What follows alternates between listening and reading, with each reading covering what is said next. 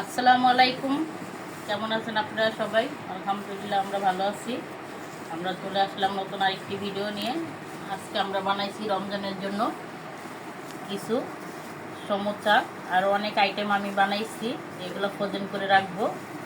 তো ফ্রোজেন করে রাখার জন্য আমার বানানো কমপ্লিট হয়ে গেছে। আমার হাতও এখনও তলানো আছে যে আমি বানাইছি। এখন এগুলাকে আমি ফ্রোজেন করে রাখার জন্য ডিপ ফ্রিজে রেখে দিব একটা বক্সের মাধ্যমে, এইভাবে টিস্যু দিয়ে। তারপর এগুলো দিব, কিংবা যে কোনো পলির ভিতরেও রাখা যায়।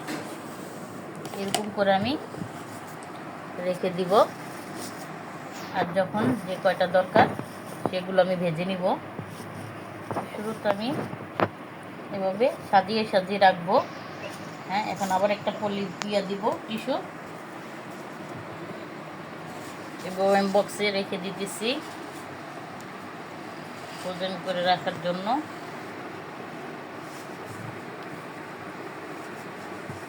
এটার ভিতরে আমি গরুর মাংস দিয়েছি, গরুর মাংস দিয়ে বানিয়েছি। আপনারা চিকেন দিয়েও বানাইতে পারেন, যার যেরকম রুচি, যে যেভাবে খায়। আবার শুধু পেঁয়াজ দিয়েও বানানো যায়। এটা আমি এভাবে পুর বানিয়ে নিয়েছি। তারপরে সব কিছু পেঁয়াজ কাঁচামরিচ সব কিছু মেখে নিয়েছিলাম।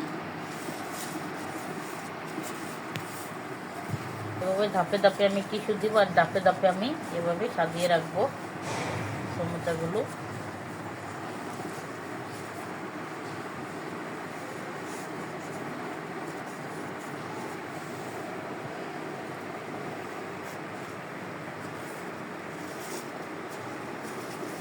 আর এই বক্স আসবে না, এগুলো রেখে এখন এভাবে আমি ঢাকনা দিয়ে ঢেকে দিব।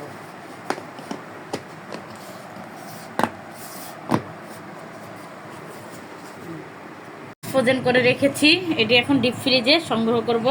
আর এগুলো কালকের জন্য রেখে দিলাম, যে ভেজে ফেলবো ইফতারের টাইমে। তো আমি আরও চিকেন রোলও বানাবো, ওটাও দিব। একটু একটু ভিডিও, যাই হোক পুরাটা নিতে পারি নাই। আর সমস্যার ভিডিও দিয়েছি, তাই আমি পুরাটা ভিডিও করি নাই।